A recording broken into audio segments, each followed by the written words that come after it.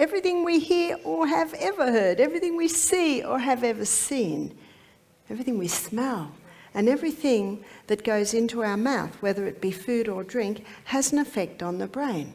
Hello and welcome back. I'm Barbara O'Neill. Today we're tackling an incredibly important topic, how to treat depression and improve mental health. If you or someone you know has struggled with feelings of sadness or hopelessness, you're not alone. In fact, studies show that nearly 1 in 5 adults experience some form of mental illness each year. Understanding depression is crucial because it affects not just your mood, but also your physical health and daily life. In this lecture, we'll explore effective treatment options, including lifestyle changes, dietary adjustments, and holistic practices that can enhance your mental well-being. It's a tragic thing today that in Australia, 50% of Australians have, are, or will suffer from some form of mental illness. And 1,700 cases of Alzheimer's is being diagnosed every day in Australia. These figures indicate that many people don't understand their brain, and they don't realise that we have more control over what we do and even what we say than we think we do. So in this short little time I have with you this morning, I'd like to just open the door a little bit and show you the parts of our brain where we make our decision and what influences them. So we're going to begin by looking at the brain. Now the brain, from side on, it looks a little bit like this. And there is what's called the limbic system, and the limbic system basically takes up about that part of the brain. And this limbic system is often called the emotional brain. And I think we all know about emotions. And I think we all know that emotions aren't a very good guide because they go up and down like the wind. But there's another part of our brain that God designed to actually control that limbic system, that emotional part of the brain. So to do this, we're going to have a look at the brain from top down. From top down, you will have a look at the brain like this, and in the front part of the brain, and we're going to call this the right side of the brain and the left side of the brain, and I think the way you're looking it is. So in the right part of the brain, you could call that the I want section. That's down there. Sorry, not the I want, the I won't. Now this is a very important part of the brain. Where it's very important is, no, I won't have that cigarette. No, I won't have that cup of coffee. No, I won't have that big steak. I'll have a bowl of lentils instead. And on the left part of the brain is the I will. And the I will part of the brain is also very important because I will get out of bed and exercise this morning. I will go to bed early. I will make decisions that are helpful for my body. So you've got the I won't and you've got the I will. And we need a little bit of balance in there, and that's where we come to. Right in the centre is the I want part of the brain. What do I want? Do I want a healthy body? And if I want a healthy body, then I can trigger the I won't do that or I will do that. And God designed our brain so that this part of the brain, just here in the centre, is where our goals are. It's called the prefrontal cortex, or sometimes it's called the frontal lobe. And this is where our will is. This is where we make our decisions, and and the I will or the I want threaded through the won't, through the I want. That's actually what should govern our decisions. And that's so important because our decisions determine our destiny. So in the front part of the brain, this is where our intellect is. This is where our reasoning powers reside. And this is where judgment takes place. It is in this part of the brain where God communicates with man. In Isaiah 1:18, the Bible says, "Come, let us reason together." You see, this is where the reasoning happens. What should I do? Should I stay in bed and have another hour, or should I get out of bed right now? Understanding how our brain works can really help us make better choices in life.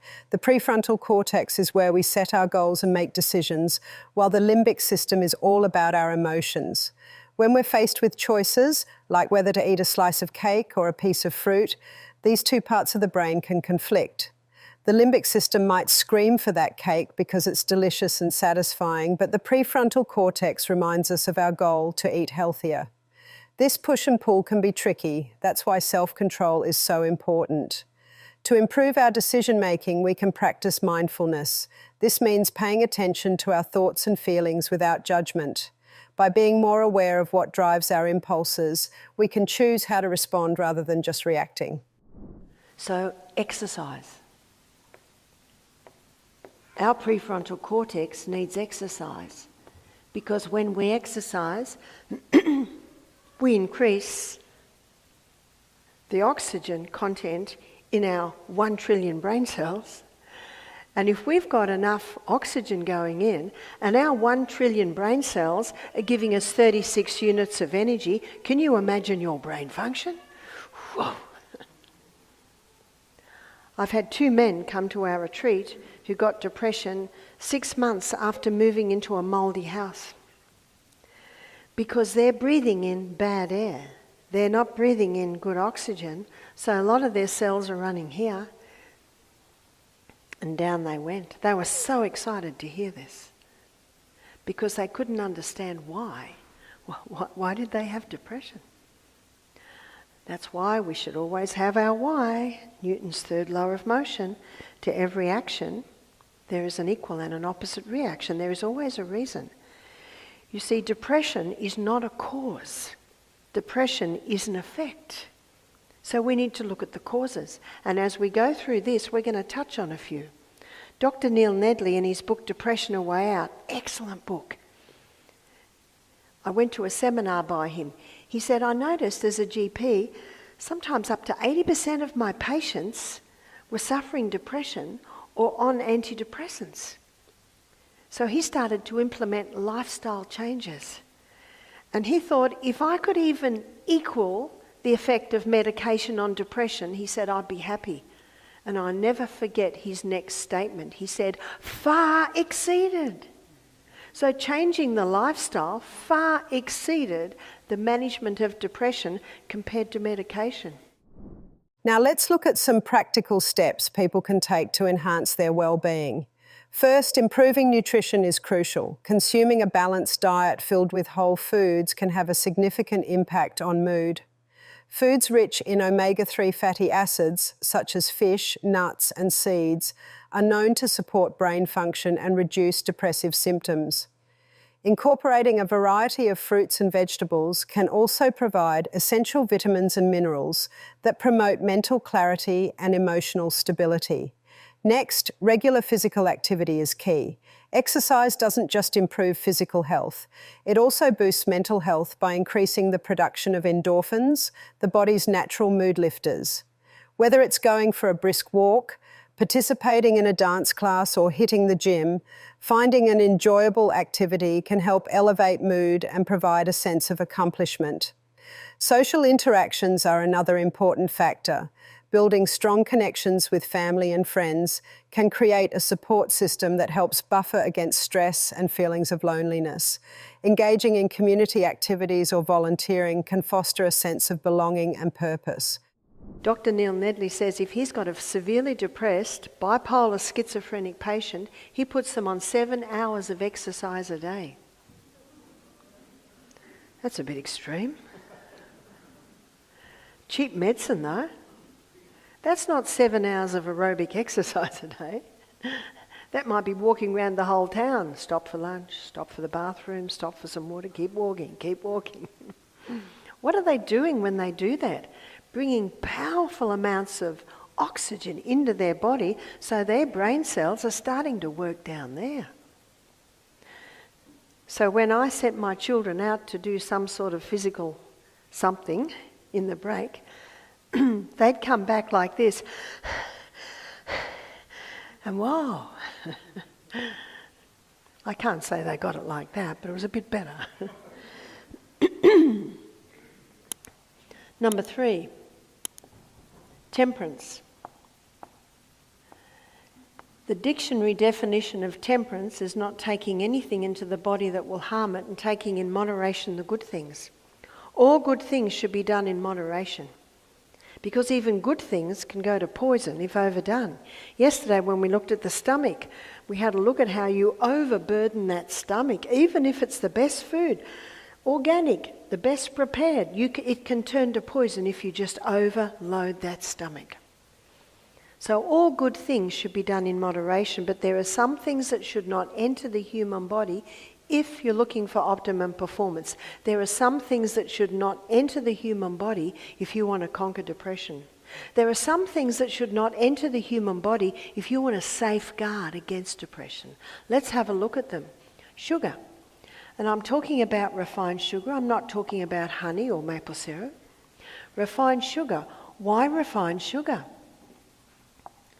Well, this brain cell, it consumes 15 times the glucose of any other cell. Well, wouldn't sugar be good for the brain cell? Well, when sugar goes in, blood glucose levels rise dramatically. That means that brain function is overloaded. It's almost like trying to control a fast car. So I was in Germany a month ago, and I was on the Autobahn with a young man named Zoran in his Tesla, and we went 220 kilometres an hour. Whoa! It's all right, I loved it. I love speed. My husband was very jealous. I would not like Zoran to do 220 kilometres an hour on the back streets of Frankfurt. And this basically is what's happening with the sugar. It's just hard to control. So very quickly, insulin's released. Get that blood glucose level down. And now it goes too low. How's intellect, judgment and reason down there? What's the old saying? Lights are on, but no one's home. That's why William Dufty called his book Sugar Blues. Because what does the sugar cause? The blues. It takes you down. Hybridized wheat. What's this got to do with depression? Sugar has a lot to do with depression because you're getting those quick highs and the corresponding dumps. The hybridized wheat does the same thing. It was hybridized in the 50s, went worldwide in the 70s. By the 1990s, every wheat product you buy is the hybridized wheat. It was pushed through quickly, so no safety studies were done. Sounds like the COVID vaccine, doesn't it? Pushed through with no safety studies. And only now are they starting to realise it's causing a lot of problems. One major issue with hybridized wheat is its high gluten content. Many people have developed sensitivities or intolerances to gluten, which can lead to digestive problems, inflammation, and even neurological issues. Research indicates that the increase in gluten sensitivity parallels the rise in wheat consumption since the 1970s. These health problems can contribute to feelings of anxiety and depression, further complicating mental health challenges. In addition to sugar and hybridized wheat, processed foods containing artificial additives and preservatives can significantly impact mental health. Ingredients like aspartame and MSG have been linked to mood swings, headaches, and cognitive impairments. These substances can alter brain chemistry and contribute to the overall burden on mental well-being. To combat these effects, it's important to focus on a whole foods diet rich in fruits, vegetables, lean proteins, and healthy fats. Nutrient-dense foods provide the vitamins and minerals needed for optimal functioning. Omega-3 fatty acids found in fish, walnuts and flax seeds are known to support brain health and can help reduce symptoms of depression. Caffeine.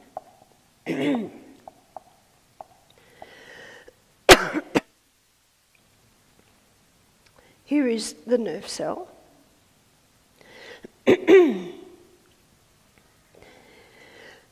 And this little energy cycle is inside it. And these are the receiving stations. And this nerve cell is different to this nerve cell communicates via little chemical messengers. They're encapsulated, sent down the arm into the boutons, and then they're released out to communicate with the next nerve cell. That's how it works. These are neurotransmitters. What caffeine does is it interferes with the neurotransmitters. One is adenosine, and it excuse me, acts like the brakes.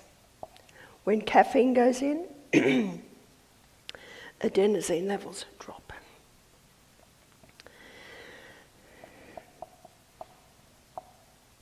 The other neurotransmitter is acetylcholine. It rises, and it has to do with prefrontal cortex function. The other neurotransmitter is dopamine, and it rises when someone has a cup of coffee. Can you see the disruption it causes? Sugar and wheat cause a fuel imbalance. Caffeine causes a chemical imbalance.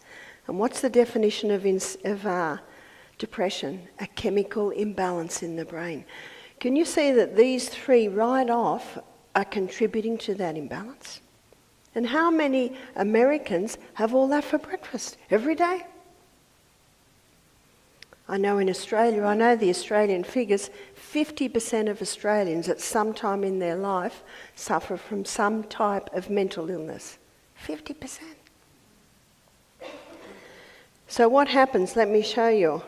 Adenosine levels drop, so very quickly extra receptor sites are developed to grab every bit of adenosine that comes through.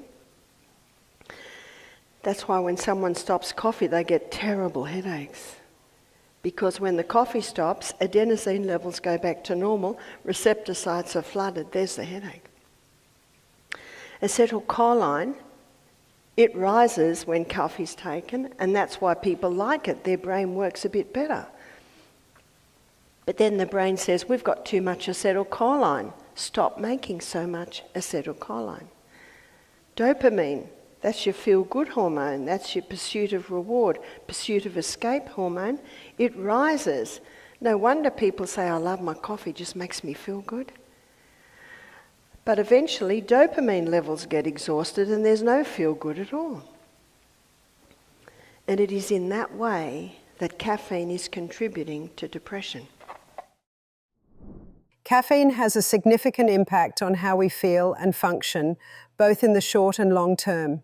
While it can provide a quick boost in energy and help with focus, many people find that they need more of it over time to achieve the same effects.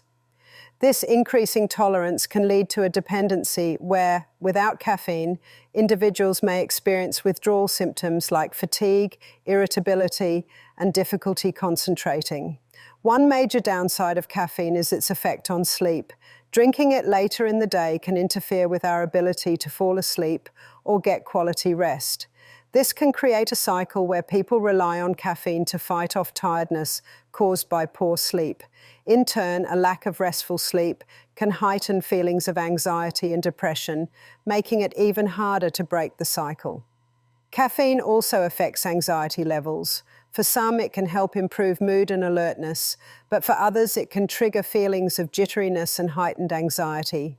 This makes it important for individuals to pay attention to how caffeine affects them personally, as everyone reacts differently. Alcohol. Alcohol is a toxic poison and has the ability to kill brain cells. There is no safe dose of it. In fact, in the Prohibition, was it 1920 to 1933? Mental institution occupancy dropped to 8%, all because alcohol stopped. Tobacco. Tobacco inhibits oxygen flow to the brain, so a lot of brain cells are up here. Drugs never cure disease, they just change the form and location. In the medical journals it states that antidepressants can cause depression. Now it might help initially, but then the person gets addicted to it. And if you don't find the cause, you'll never have a cure. That's why the detective hat has to be put on. MSG, monosodium glutamate, causes the nerve cells to overfire. So the food tastes great, but the nerve cells everywhere overfire. Mold, we already looked at that. Also, electromagnetic field excess. More and more problems are being they find this is contributing to. It's called the silent killer because you can't see it. You can't put your finger on it. It's a very socially acceptable list, isn't it? Now the drugs, there are 3 types of drugs that can contribute to depression. One is mind-altering legal drugs, mind-altering illegal drugs. If someone says to me, can you help my brother, he's got schizophrenia. I say, how old he is? 26. Has he done recreational drugs? What do you think the answer is? In 99% of cases, yes. There's been damage already done to the brain. Can they recover? It's a hard road, but I have seen recovery. But some never get back to what they were. It's just not worth it. So your mind-altering legal drugs, your mind-altering illegal drugs, but also the side effect of many medications can be depression. You can have 10 people on a diabetic medication and one will get depression as a side effect, but the others will not. The impact of substance use on mental health is significant and often underestimated. Many people don't realise that alcohol, tobacco and illegal drugs can lead to serious changes in how we think and feel.